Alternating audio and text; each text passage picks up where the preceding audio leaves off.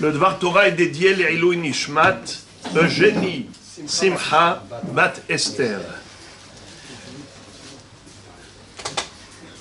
Nous allons dans quelques jours lire la Megillah, dans laquelle on retrouve toute l'histoire de Purim, depuis le moment de la détresse jusqu'à l'instant de l'allégresse, depuis la situation la plus difficile qu'a connue le peuple juif, à savoir menacé dans son existence même, puisque Haman Aracha, c'est pas juste quelques juifs qui voulaient Chas v'Shalom anéantir, mais carrément exterminer l'ensemble du Ham Israël. להשמיד, להרוג ולאבד את כל היהודים מנער ועד זקן, טף ונשים ביום אחד ושללם לבוז. Et il a obtenu gain de cause dans le sens où le roi lui a accordé cela. Lui, il avait proposé même 10 000 lingots d'argent à reverser dans le trésor royal, mais l'empereur Assuérus, Ahashvérosh, était encore plus antisémite que Haman, puisqu'il lui a dit « Akesef natun lach ve'aram la'asod bo katov be'enecha » Tu n'as même pas besoin de me payer pour cela. Je t'offre ce peuple gratuitement. Eh bien, Moraï et Rabotaï, imaginez-vous dans quelle situation de panique se retrouvait Am Israël. Vous imaginez? Eh bien, à ce moment-là, Mordechai va demander à Esther d'agir et de réagir. Elle va lui dire, je ne peux pas aller voir le roi, je n'ai pas été invité, et celui qui y va sans convocation, eh bien, il risque sa vie. Moi, ça fait déjà 30 jours que je n'ai pas été appelé par le roi. Et tout le monde le sait que Ahad Dato Lehamit, je vais mettre ma vie en péril. Quelle fut la réponse de Mordechai Hatzadik, qui était l'oncle et le père adoptif de Esther Amalka? Il va lui dire,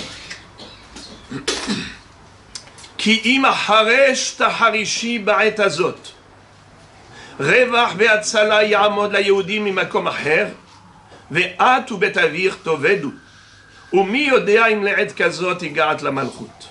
C'est-à-dire, si tu t'abstiens en ce moment même où Am Israël a besoin de toi, et tu ne vas pas faire le nécessaire pour les sauver, tu ne vas pas aller plaider leur cause auprès du roi, eh bien sache que Akadosh Baruch Hu, il ne lui manque pas des moyens pour sauver ses enfants, son peuple.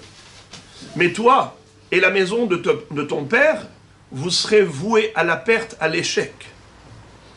Et qui sait si ce n'est que pour cette occasion-là, qui s'est présentée à toi, que Akadosh Baruch Hu t'a permis d'accéder au royaume.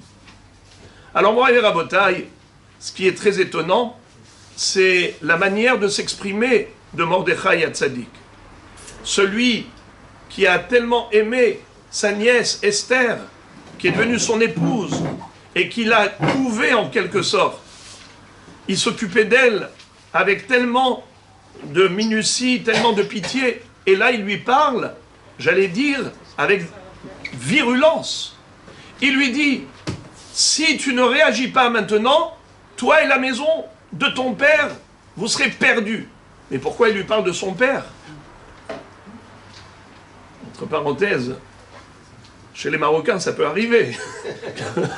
Ton père, mais pourquoi tu parles de son père? Tout betavir tovedu. Pourquoi? Et deuxièmement, que veut dire alors en fait, Mordechai Hatzadik est en train de dire à Esther, Esther, sache que toi tu es descendante de Shaoul Hamelech, le premier roi d'Israël. Saül, lui, il avait commis une grave erreur, c'est que tout de suite après avoir été élu et intronisé comme roi d'Israël, Akadosh Baruch Hu lui a octroyé une mission. Laquelle? D'aller livrer guerre à Amalek et de l'anéantir. Mais il a failli à son devoir. Lorsqu'il est revenu de guerre, il est revenu déjà avec les troupeaux. Il est revenu avec le roi de Amalek. Quand Shmuel Hanavi, le prophète, vient le voir au nom d'Akadosh Baruch Hu pour lui dire, sache que malheureusement, toi-même, tu as déclenché la fin de ta royauté, puisque d'emblée, tu as failli à ton devoir.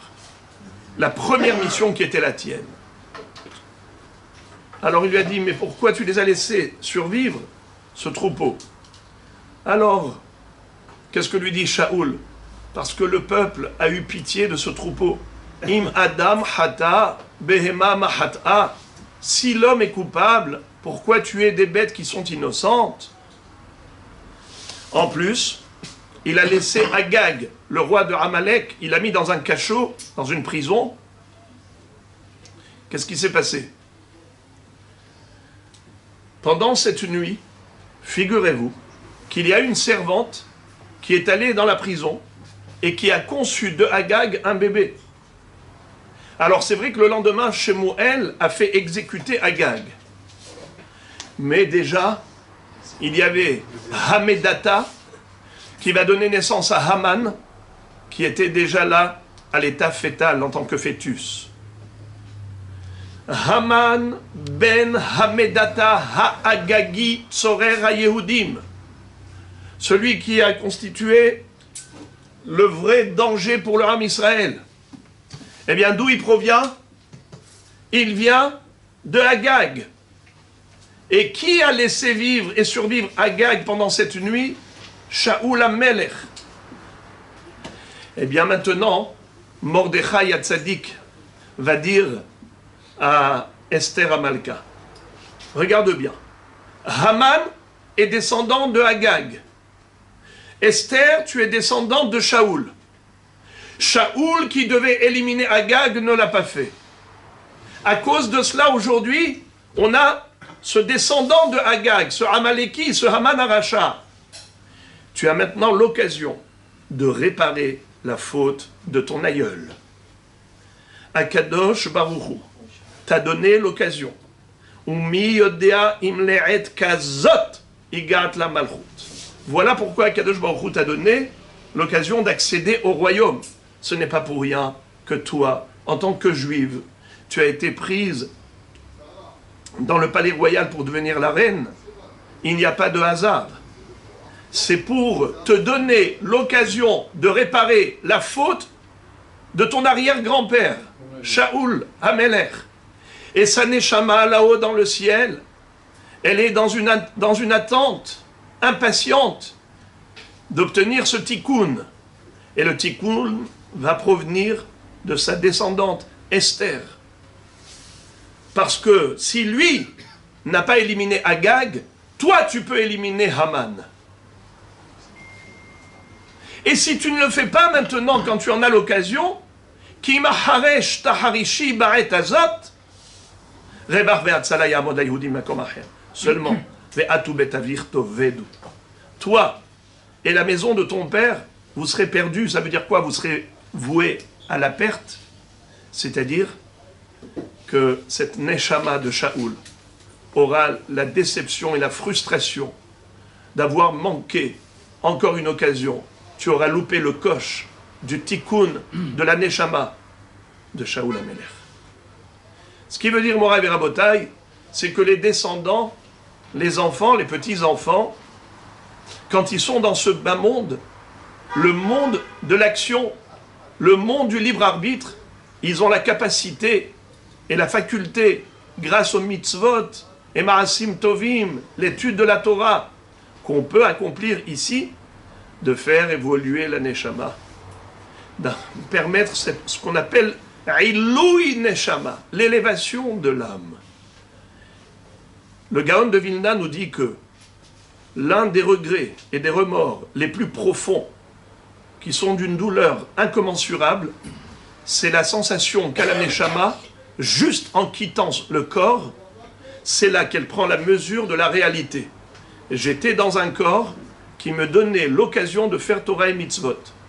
Et dès que la neshama quitte le corps, bametim hofshi, kevan sheniftar adam min haolam, naasa hofshi min mitzvot. Dès que l'homme quitte ce monde, il est libéré de tout devoir, de toute charge. La neshama n'a plus l'outil de travail qu'est le corps pour accomplir Torah et mitzvot.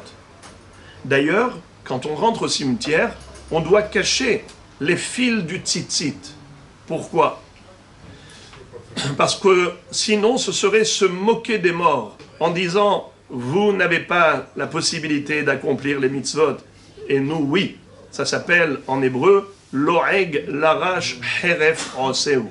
Lo'eg larash, c'est comme un mendiant, quelqu'un qui est pauvre, qui vit dans la misère et la galère, et devant lui, tu ouvres ton portefeuille avec des liasses. Eh bien, tu suscites sa jalousie. Ça lui fait, tu enfonces le couteau dans la plaie.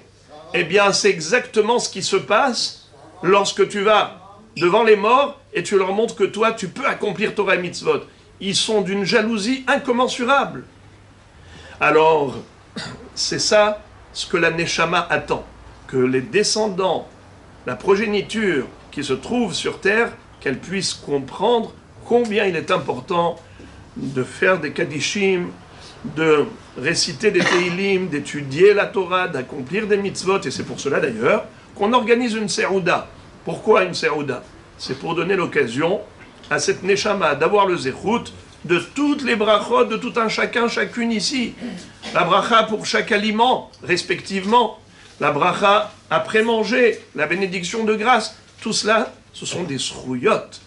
Alors, comme je suis fier et heureux de pouvoir dire que Joël, Rabbi Yoel, qui est notre compagnon de route depuis le début de l'histoire de Ismach Moshe, qui s'est beaucoup investi dans le fonctionnement de la synagogue, et ça il a hérité, il le tient de son père, qui était un des fondateurs à Villepinte, dans la région parisienne, à un moment où il n'y avait même pas de minyan dans ce lieu.